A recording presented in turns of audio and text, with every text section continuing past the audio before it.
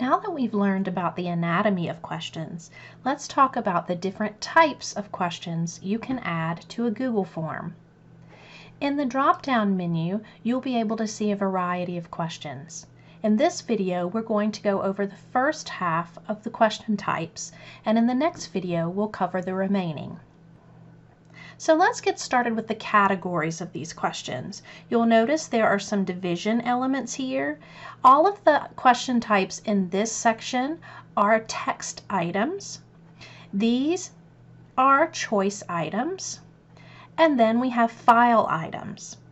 In the following videos, we will go over scale grid items and date time items. So let's start at the top. For text items, we have the choice between short answer and paragraph. If you choose to do a short answer question, you'll notice that you have an area to put the question, an area to include an image, and you will see that participants will be provided with a place to enter their short answer text. So you'll see here I entered the question, I can choose to include an image, and then I have short answer. I would like to show you what this looks like for the person taking the quiz. So I'm going to click on the preview button. So for the person taking the quiz, they will see the question and a place to type in their answer. Now let's add a paragraph question. I'm going to click on Add Question, and for the question type, I'm going to choose Paragraph. In the question area, I'm going to type the question that is associated with this paragraph style answer. So I've asked the respondent of this quiz to explain the author's purpose. Let's look at it in preview mode. In preview mode, they see the question and a place to put their answer. You'll notice I do have the ability to add an image if I would like to add an image, graph, or chart that would also help the person to answer this question. So now let's move on to multiple choice. When I click the Add Question button, multiple choice is one of the options. This is the type of question that offers a lot of flexibility. So the first thing I'm going to do is enter my question. So here I've typed in my question, and again, I can put an image if I would like. Now I get to put my options in. You'll notice that you're always given an option 1 for multiple choice, and now I can add my additional options. So I'm going to click in the first box and put in my first option. Once I've entered the first option, I can click to do another option, and you'll notice it's always going to give me one more option. So I'm going to keep doing this and add all my choices. After you've entered your options, I'd like you to notice that you have the ability to add other. When you add other, the respondent is required to type in an answer. This is not one you would want to use if you are doing auto grading, but this is a great option if you are sure that there may be an answer that you've not included. For now, I'm going to remove that one. So a multiple choice question is going to be the question type where only one answer is going to be correct. But let's move on to the next question type, which allows me to have multiple answers selected, and that's checkboxes. So now I'm going to add a question and choose to include checkboxes.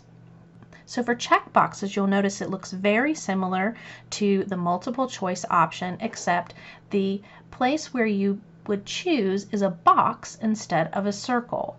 This is so you can select or check multiple boxes. Just as with the multiple choice option, you do have the ability to add other.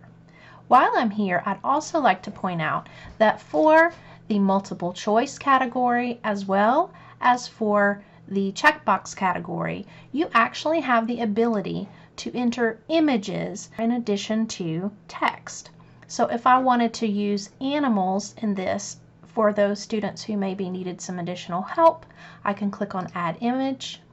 I can upload, search by URL, look for photos or items in my Google Drive, or do a Google image search. So if I look for elephant, and I find an elephant that I would like to include, I simply click on it and insert it. And what will happen is that picture will be included with that text. When you click on the image, you can delete it if you would like, but I would like to show you what this would look like. So I'm going to go through and add the images so that you could see that for students that are younger or for students that need support with images, this is a great option. So now that I have all my images in, I'd like to show you this from the participant's perspective. I'm going to click on the preview button. And what you'll see is that with the choices, I have images included. Now because I included text, they still will need to click on the box next to the image. This will help students be able to select it easier. You'll notice that it sizes the images, so even though they are actually differently sized or differently shaped images, it makes them consistent. So this is a great way to be able to support students who need picture help. And again, that works with multiple choice options as well as checkbox options. So now let's move on to drop-down questions. That's our last question type that's associated with drop-downs and checks and selected options. So let's make a drop-down question. This is one that's exactly like the multiple choice option. The only difference is that instead of a list of options, you're given a drop-down that includes that list. If your answer choices are very long, it might save you some space on your form to use the drop-down option. However, always keep in mind the age of your students and decide what's best with their development. Is it easier to show them all the options in one place or have them click and select from a drop-down menu?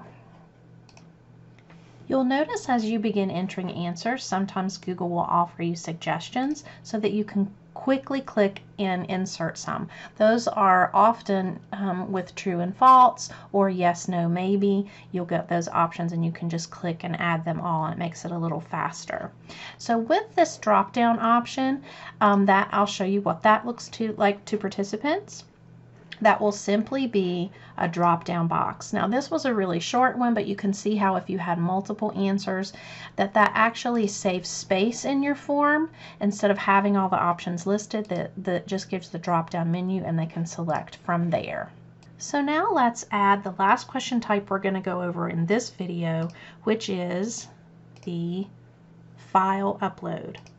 This is a wonderful tool that you can use for students to submit things to you that are specific to the form and collection. Now it's important to read this little piece because it's saying that files are going to be uploaded into your Google Drive.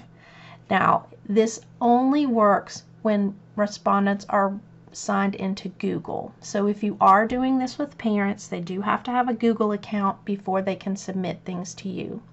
Also, this is a good point to make, is that you want to make sure that you trust that the people who are going to be submitting things to you are submitting appropriate files and files that are free from viruses and that sort of thing. So this is something that you use sparingly, but also a great way for you to get files from your students. So you have to read this and click continue before you're able to actually put in this question type. Now here are the things that you can do for this question type. First, you're going to put in your question. So what I've done is I have indicated that I want the person who's filling out this form to upload an image for me that shows erosion. Now underneath you have several options that you need to consider when you're setting up this question type. Allow only specific file types. Now in this case I only want an image, so I wouldn't want someone to send me a video or an Excel spreadsheet. I want an image. So in this particular question I'm going to turn this on, and I'm going to choose the items that allow me to receive just an image. Obviously, image is an image, but I also know they may create one in Google Drawings. So these are two image types that I could include. Now, if you did another example, you may not want to limit the file types because maybe your students created something and you gave them free rein to create something that shows an element of learning. You might then not select specific file types, but this is a way to help limit a variety of things being uploaded into your drive. Also, you can decide the maximum number of files they can upload with this question. Now, I want to only allow them in this case to upload 1, but you can see that you can have them do 5 or 10. So these are your options, 1, 5, or 10. Then you have the ability to select the maximum file size. Now, 10 gigabytes is enormous, but that may be appropriate if you're having them upload videos to you.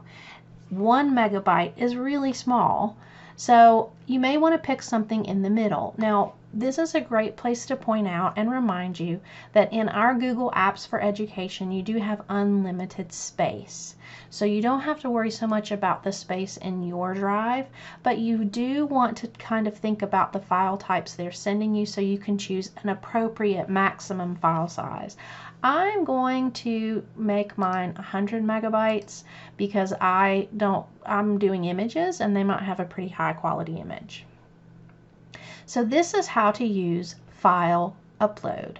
And I want to show you what this looks like for the participant. So I'm going to go over to my preview mode and I'll scroll down to our upload. Now remember, I had it selected that the participant could upload 1 file. So what the participant would do is click Add File, find their file, select it, and upload it. Super easy. So let's talk about where these files go once they're submitted by a respondent. So in your Google Drive, you will see a folder that's titled the same name as your quiz. So my quiz is called General Knowledge Quiz. So in Google Drive, I have General Knowledge Quiz and it called the folder File Responses. I didn't have to create this. Google created it for me just by selecting that question type.